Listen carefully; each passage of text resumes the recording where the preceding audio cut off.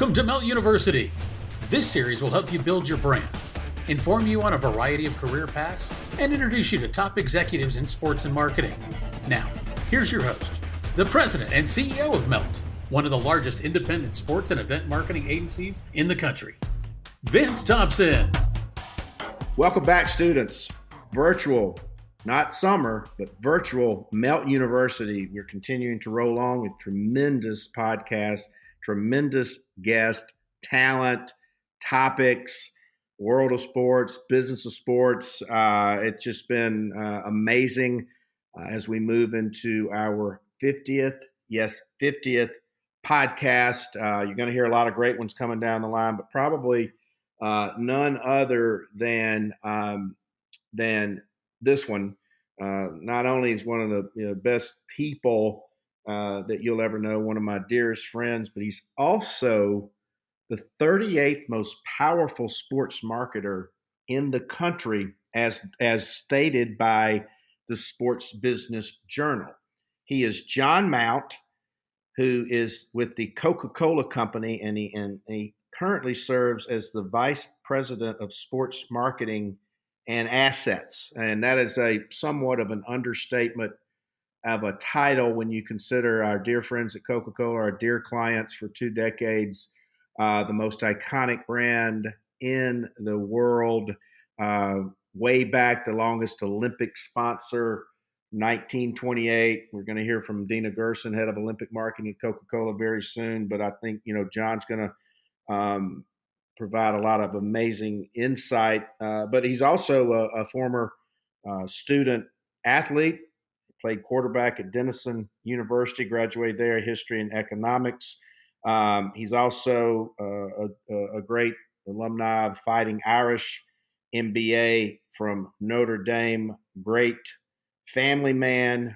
We met in 2005, have been friends going into our second decade, started his career with Nabisco, at the time the Nabisco Biscuit Company, and then rose to a nearly 20-year career at the Coca-Cola Company, where we first managed to meet one another, which was a great day for me. He has risen through the ranks, was in charge of all of their major retail accounts, as we've talked about many times with some of our Coca-Cola guests, of how the fascinating operation of the Coca-Cola world works with mothership, the bottlers, the distributors, the key customers, how they interact with all these amazing sponsorships. The Coca-Cola Company sponsors most major sports platforms, PGA, NASCAR, NCAA, NHRA, the Olympics, as we stated,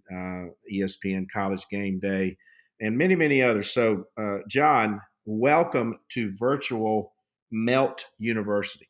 Well, thank you, Vince. Wow. I got to take you everywhere with me. You are the absolute best hype man I've ever heard in my life. And I would expect nothing less, of course. And what an honor it is to join you for would you say this is the 50th podcast? Yeah. It's been amazing. We've had a lot of great Coke people. We've had, of course, Jim Dinkins. We've got Dina coming up. We've had Jamel Hester. We've had a lot of Coke marketing veterans and alums. Coke's a great breeding ground for that. Had Jeff Cottrell on. We had Shannon Watkins on. We had Tia Cummings on. We had T.J. Abrams on. Wow. We've had just Seth Freeman. It's been amazing, and the students have been just amazing feedback and very appreciative to what we're doing in this crazy COVID world, and we'll talk about that in just a little bit. But one thing that we always lead with in any of our interviews is the word passion, and whatever career, whatever activity that you're going to pursue, you've got to pursue it with great passion and zeal. And clearly, as a student athlete in high school and then moving into college, you had a passion for sports. You've always had a passion for sports, and it's sort of ironic that you wound up in sports marketing at the Coca-Cola Company. But talk about whatever it is, that pursuit of passion, particularly early on in your college career. How important is that? I think it's super important. First and foremost, hey, I just want to commend you for what you're doing here. I think you're offering a great service to Thank you. tons of students with this Melt U, and to do it the way that you're doing it. I know it's been tough with COVID, not being able to bring in all the students that you've brought in historically, and it's been a real game changer, I know, for them. But doing it this way, I think, is super smart. I would tell you that having passion for whatever you do, it's critical. A movie that had a great impact on my life 20 so years ago was Jerry Maguire, and listening to the great sports figure that was his mentor. I can't remember the guy's name, but he was like, you got to have something that wakes you up every single day, that makes you run. And have that passion to want to go out and win. And I'm a big believer in whatever it is that you put your mind to, whatever it is that you want to go do, you got to show up every day to play to win and have that fire in your belly. And I'll just tell you, I definitely get satisfaction out of winning, but man, my stomach really burns when I lose. I think I hate losing more than I like winning. Well, and we'll talk about that a little bit too, because one thing that has emerged is that the definition of one theme that's emerged among the many themes is that failure is only defined as the failure to try. You're going to get knocked off the saddle. You're going to be in the tumble cycle. You're going to you're gonna lose. You're going to get told no. And really, you're defined by how you respond to that, because it's always fun to be a winner and it's easy to take a victory lap. But talk about hating to lose and the definition of hating to lose, but also the having no fear in pursuing your passion and not being afraid to fail or lose. Well, when I first grew up in the CPG industry and started with Nabisco, being told no was common, right? And you've got to be able to recognize that actually, if you're going to be a great salesperson, you got to be okay with being told 9 out of 10 times no. Mm-hmm. And that just means to get to more yeses, you got to ask even more, and you can't be afraid of asking more. I think the hating to lose is really more, from a definition for me, it's really more about competition. Mm-hmm. I love to compete. Grew up in Cincinnati, huge Pete Rose fan. You can say what you want about Pete Rose. Love Pete Rose. But that man, wanted to win every single time he put on the uniform, and it was hard. He would talk about, as I was growing up, he always said it was hard for me to just go out and play a pickup basketball game, or go out and have fun with my buddies and play some sort of a game without always competing. And as I've gotten older in life, I've definitely toned that piece down. But early on, that's what fueled me, was the opportunity to compete with the prize at the end. So that's kind of how I defined it. And you hit on a couple of other things that we've unpacked a lot, and I want you to unpack it a little bit as well. So people ask me what I do for a living. People ask you what you do for a living. I say I'm in the rejection business. I mean, we get told no 9 out of 10 times, and we have a saying within Melt University that the letters NO don't spell the word no. It's the first 2 letters of not yet.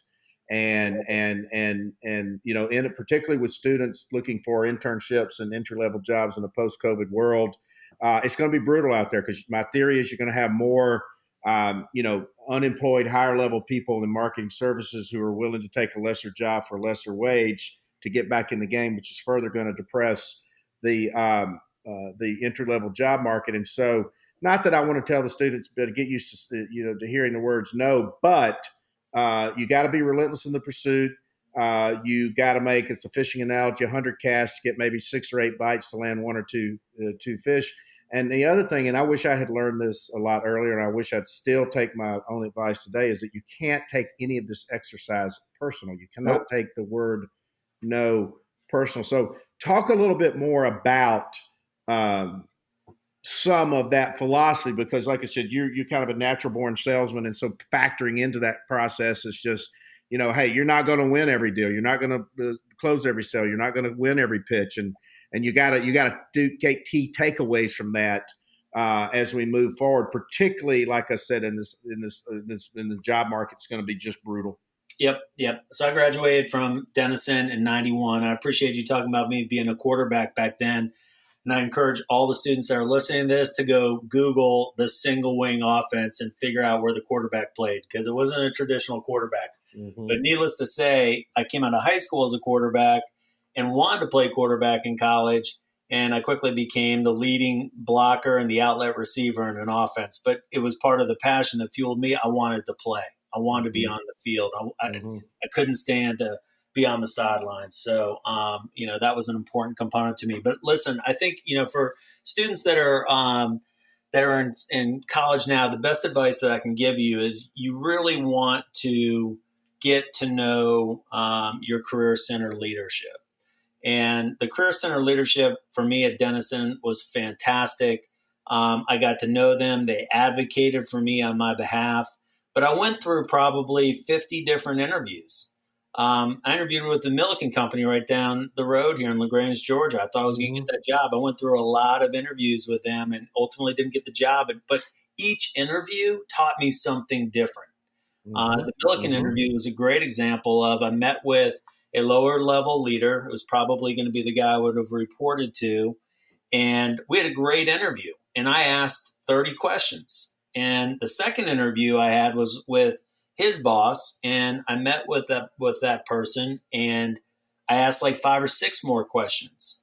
And then I met with the big boss, and I didn't ask any questions because all my questions have been answered in the first 2 interviews. But that signaled to that gentleman, wow, that I didn't seem to be interested, right? So anyway, I say all that to say, get in as many interviews as you can get, because every one of them is a learning opportunity. Every one of them, look, out of the 50 interviews, I had 47 no's, and I got 3 yeses.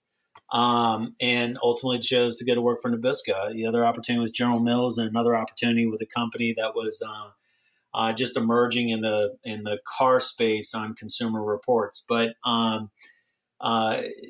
definitely, don't, like you said, I've stolen your line many a times of NOs, just first 2 letters and not yet. I love that. And don't be discouraged by it. Learn from it. That's the best advice I can give.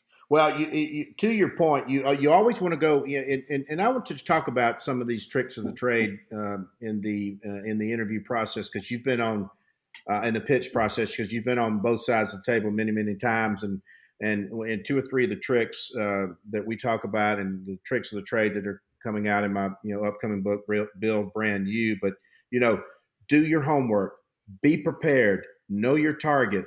Look for emotional cues in the office. Look for emotional cues and commonalities with low-hanging fruit, such as, hey, John, I went to Notre Dame, and you went to Notre Dame, or, not just, hey, I'm a great person here, hire me for X amount of dollars, but, build that emotional bond. If it's a virtual environment or real environment, look them in the eye. Talk about, you're one of the most successful, closers and sales and marketing professionals, in the country. So share some of your inside baseball, some of your tricks of the trade. I think first and foremost, it's a little bit of an old adage, but you have to build some common ground. You need to build a relationship. And I think that's kind of what you were getting at to begin with. I was fortunate enough, and I realized that early, being a sales rep, how important it was to spend the extra 5 minutes with a backdoor receiver who could have made or break you by accepting an order. Building a relationship with a store manager that long term would enable me to be the go-to person. We didn't have cell phones back then. We had pagers, but that I'd get that page and be able to be the one who could get there and put up the incremental display. But it's really about building that relationship. And the way you build that relationship is based off of trust. They have to trust you. You tell them you're going to be there at a certain time, you need to be there at a certain time. You tell them that you're going to do something, your follow through has got to be precise. So, starting out, those were some of the things that I learned early on that were really important. But I was fortunate enough that there was an emerging discipline in the mid '90s called category management, and I was fortunate enough to go with a couple folks in my office at the time to one of the first category management conferences. There's a guy named Brian Henry who started this in collaboration with Kroger, and it became a principle that a lot of companies adopted. But what I learned from it and was the best thing that came of it was fact-based selling. The more you could use facts. Facts are friendly. The more you could use facts, the more successful you'll be in persuading others to want to take on and enable your idea to come to fruition. So, those were some of the things that I learned early. And then, I think another big trick and another big tool of the trade is how do you brainstorm and live in a world of what's possible? How do you live in a world of what's possible? No idea is a bad idea.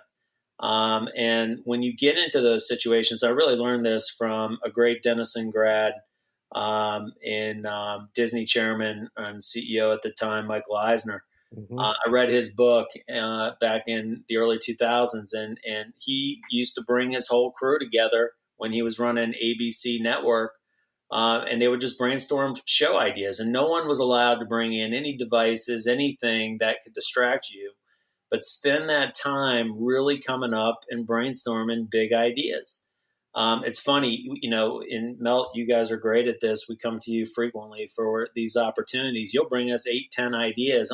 Only 2 or 3 will stick.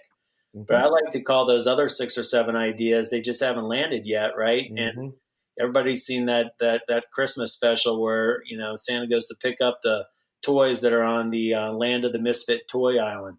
But those are exactly what those are. They're Land of the Misfit toys that just haven't found a home yet. And we discard big ideas left and right that we need to continue to be reminded they're great ideas. Their time just hasn't landed. Well, and by the way, and I think, and I'll use you and me as a sort of a poster child for that.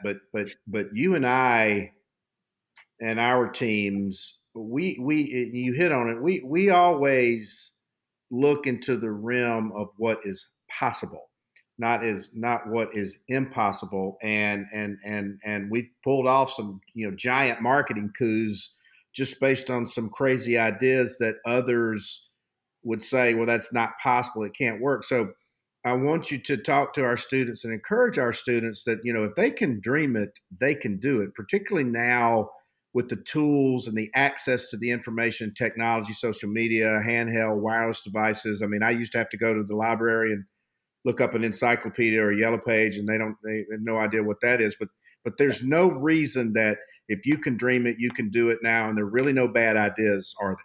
Nope, it's so true. And I think it goes back to what we started this conversation about, and it's passion. And, if you personally believe in what you're selling, the other person's going to see that and believe it, and the enthusiasm is contagious. And so that's half the battle, I think, is showing up and having the passion for the idea, and then putting everything you got behind it. Well, it's a funny thing, and you just hit on it, and that's another main thing we want to talk to them about is that if you go into any interview situation or sales situation or pitch situation, or we say all of these internship and job interviews are just glorified auditions. If you've got attitude and passion, that just carries you such a long way in so many ways, and it's something that's actually so simple, but I encounter a lot of students that they don't have that. And how would you, if you were their career coach or professional coach, and a lot of that's going on now, how would you coach them with this? Because it's innate to me and you. Right. No, I think that it is something that is in all of us. I think at the end of the day, it's super important that you find that spark, that everybody has a passion for something, and that's your calling. and how do you lean into it and bring it to life? Look, I would also tell you that those things I think are the table stakes, and they're what gets you in the door. They're what gets you the first opportunity. And then I think it comes down to progression and how you progress through an organization.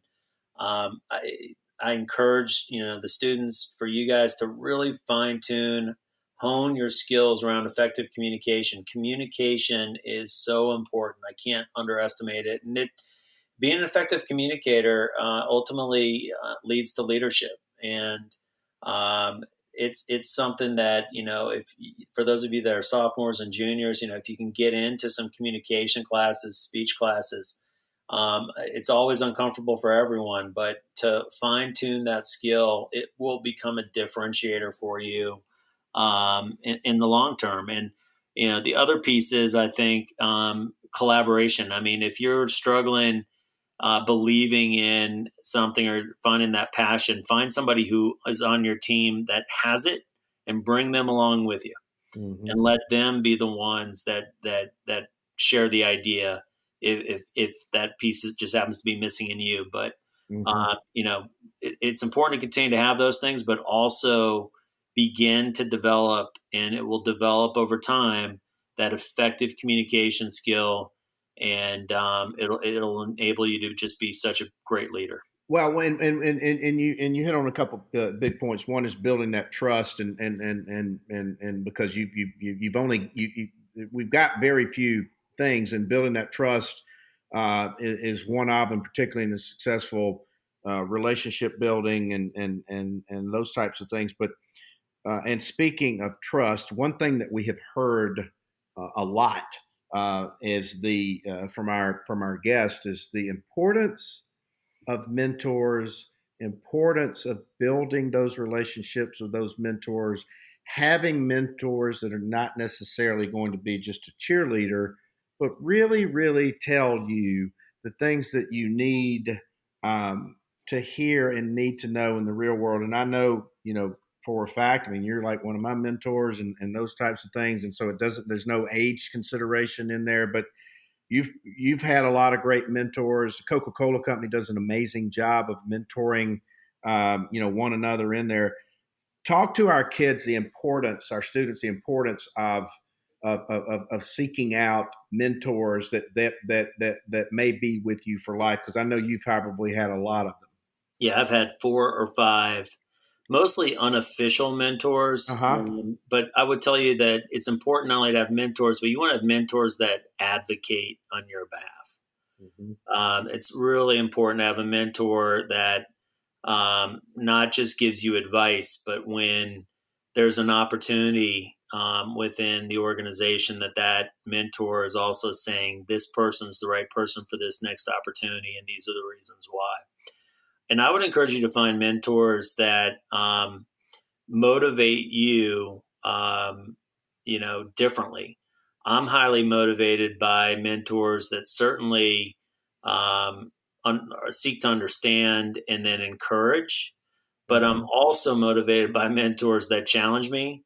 Maybe it's being the old football player or baseball player, of having a coach coming out there and getting in your face a little bit. But I'm also motivated by mentors that challenge me or put a challenge out there that is such a stretch opportunity that you never thought you could achieve it.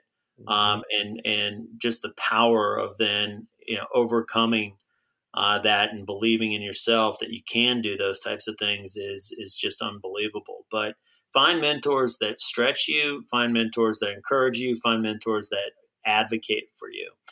I would also tell you, I think it's important, and this is something we've begun to do at Coke, is to have reverse mentors.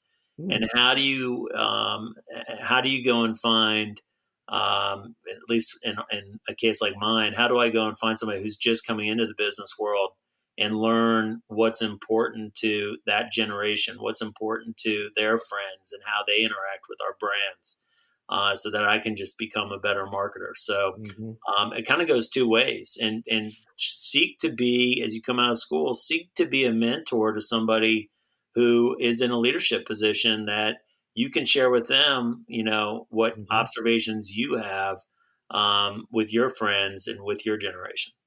You're spot on. You're spot on for that. And I think the main thing that you pointed out is that we don't want, we want positive reinforcement, but we don't want cheerleaders or yes people as our mentors. We want to know how we can build and learn and grow. Yep. And I think that's, and take that constructive criticism. So let's kind of shift gears a little bit. You've had obviously amazing, successful career. You are now at the helm, or one of the people at the helm, with the most iconic brand in the world in sports, and Coca-Cola, an ice cold Coke, and attending a sporting event, or the emotional connection there, or watching it at home with family and friends. You interact with all the major players and major hitters in the world. And obviously we're in this really, really, really, as we cliche-ish, uncharted waters of COVID, post-COVID world, fanless experiences, and those types of things. But in the perch that you occupy, and knowing you interact with all these amazing people at the networks and the sports organizations and things of that nature, a couple of questions. Where do you see this going long term? And everybody's got a crystal ball right now. And secondly, based on this sort of direction, where do you see the opportunities will lie for our students and our listeners? Because it's interesting.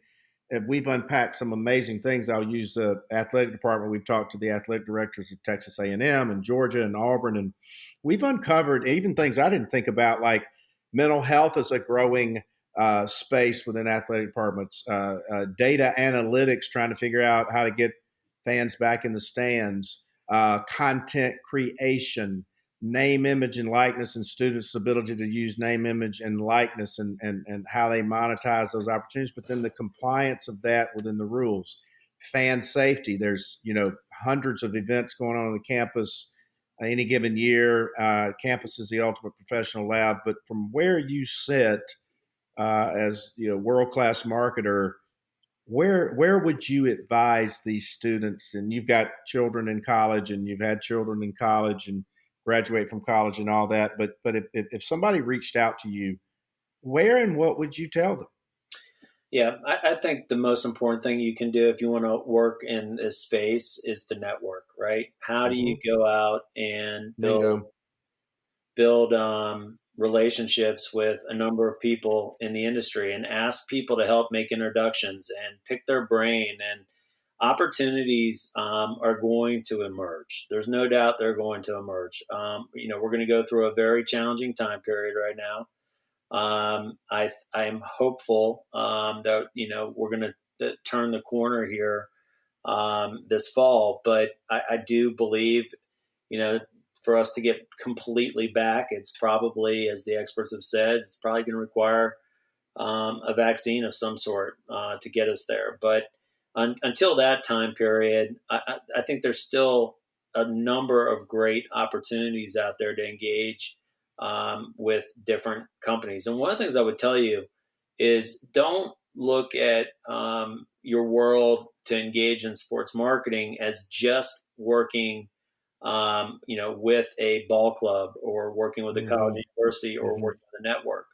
I would encourage, your listeners and your students to think about some of these consumer goods companies. I've listened to a number of your podcasts, and a lot of folks have done a lot of sports marketing from CPG companies. And I would argue from my days at Nabisco, when we were huge sponsors of the Super Bowl, to big sponsors of Major League Baseball. I mean, I got the opportunity at the store level to do sports marketing with the local teams that we had, with the Cincinnati Reds. Heck, one of the cool jobs I had when I first started in Nabisco was I was the guy who was responsible for bringing down all the cookies and crackers down to the ball club, to the ball house, and or clubhouse. How good was that? You had all these great friends. Oh, it was unbelievable. And I'll never forget. I was there one day, and the security officer was letting me in, and I was joking around with him that I was bringing in fudge-covered Oreos for Kevin Mitchell, who, if you look up Kevin Oh Mitchell, yeah, oh he was yeah. one heck of a slugger, played left field, and you wouldn't believe it. But as soon as I said that, he's like, "Well, Kevin Mitchell's pulling in right now." So Kevin kind of gets out of his car, and the security guard said, "Hey, he's bringing you your double fudge covered Oreos." He's like, "I didn't order any double fudge covered Oreos." I was like, "This guy's going to kill me." Mm-hmm. But I'm about to get fired right now. exactly. But the cool thing is, every job I've had at Nabisco or at Coke, I had the opportunity to do sports marketing. And I was a director of marketing in St. Louis. It was one of 4 markets that celebrated the Summer Olympics that year, because there had only been 4 markets in the U.S. that had ever had the Summer Olympics, and St. Louis was one of them. And we had this huge Olympic torch relay that took place in the marketplace. It was just phenomenal. And or going to be a director of marketing in Cincinnati and working with you on a Final Four, both in St. Louis and then back to back in Indianapolis, to working with Kroger, and Kroger getting so excited about the Daytona 500 and engaging in NASCAR, and ultimately getting the first major customer to lean in support of our NCAA sponsorship. So, every role I've had over the past almost 30 years now. Wow. I've had an opportunity to engage in the sports marketing space. So I just would encourage folks, students, to think about, there's so many ways in, whether it's working for a credit card company or going to work for FedEx. I mean, you see what FedEx is doing in the sports space with golf, if FedEx Cup, what they're doing in NASCAR with Denny Hamlin. I mean, it's impressive. So, don't just limit yourself to an opportunity that exists to activate an initiative within the sports world. Think about other ways in, and I'd highly recommend that and encourage that. Yeah, and when we've had some great guests on, and a lot of them affiliated with the Coca-Cola Company in some way. We had NASCAR President Steve Phelps. He talked about all these amazing opportunities, career opportunities, whether it's putting a race on, or working for a sanctioning body, or the sponsor agencies, or the sponsor companies, or the race teams managing the sponsors, or managing the social media. We had the same with Ty Votov of the PGA Tour, and there's thousands of golf tournaments. There's dozens of sanctioning bodies. There's the golfers, the sponsors, the on-site, the management of the event as well, and that's why we're very bullish. And obviously, with the Coca-Cola Company and all the agencies and all the sponsorships, we encourage our kids to really do their homework and do their research, and really understand, not just, hey, I have a love of sports, and I want to go to work for Coke, and I love Coke, I want to go to work. Like, really analyze who you are, and really analyze what the company's investing in from a sports perspective, and then how they can bring they can bring potential value to you. And speaking of that, we always like to have this is a good segue into what gets John Mount's attention if a future potential employee or student for a potential internship or entry level job, if they're reaching out to you through LinkedIn or handwritten note or email, or they encounter you at an event and they go up there and take that shot. We talk a lot about taking the shot. What are the things, and we've heard a lot of great answers, but what are the things that get John Mount's attention? Because you get tens of dozens of hundreds of thousands solicitations, because you're the head of sports for one of the biggest brands in the world. So what stands out? What gets your attention? Yeah, I mean, I'd answer it 2 ways. I mean, one is we've really defined what passion points we want to be a part of moving forward. So, if there's an outside solicitation for an opportunity, we've kind of defined the passions that we want to be a part of, and if it has something to do with that, that's going to get our attention.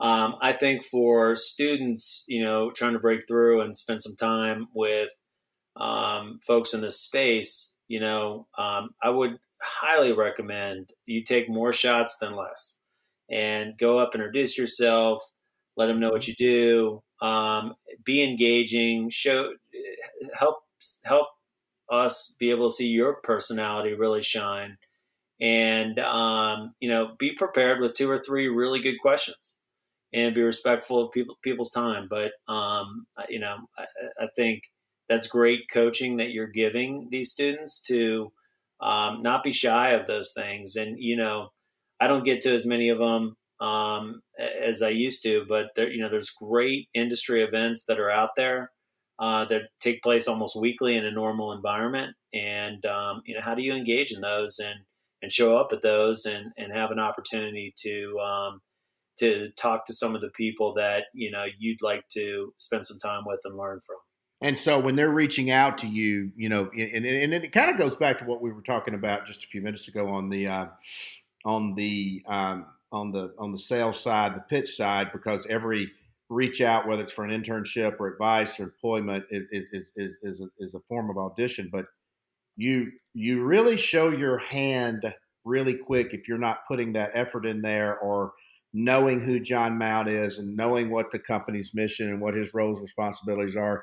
You're really showing your hand immediately that they're not going to, this individual's not going to make a very good employee or intern based on the amount of effort and preparation they're doing right then. So they're going to flunk the first audition, right?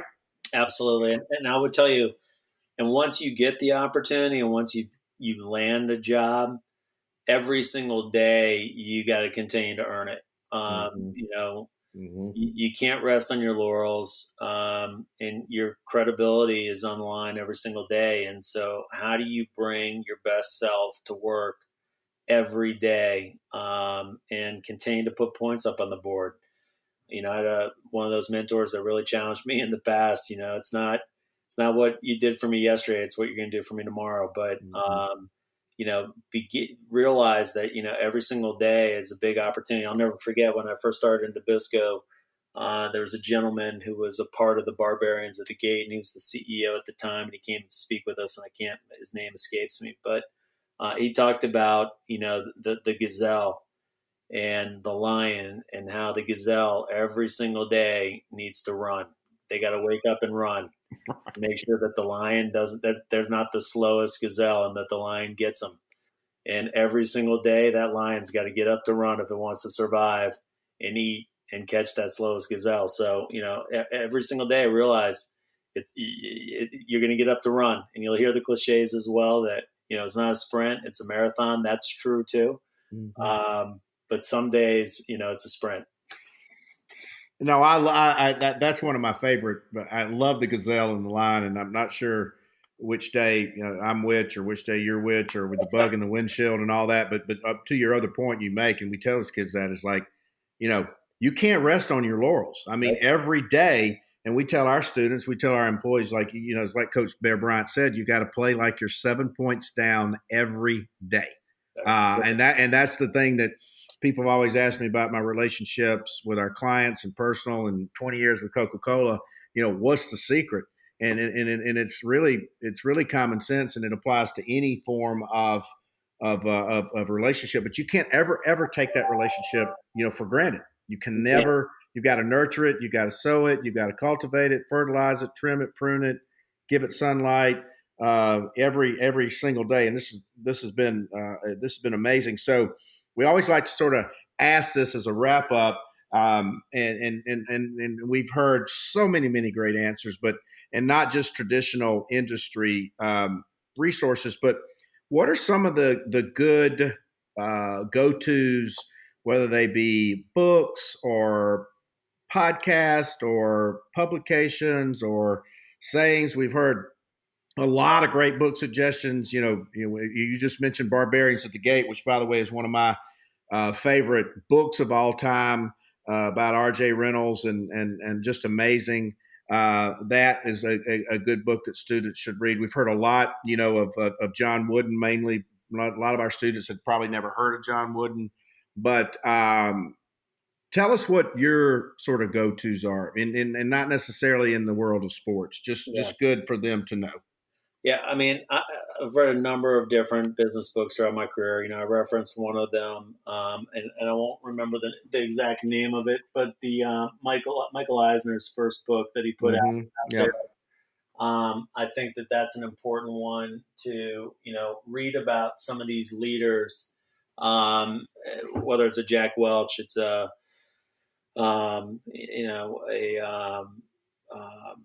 Michael Eisner. I think that those leaders that have run great companies, that Phil Knight, and just understanding how they've done what they've done.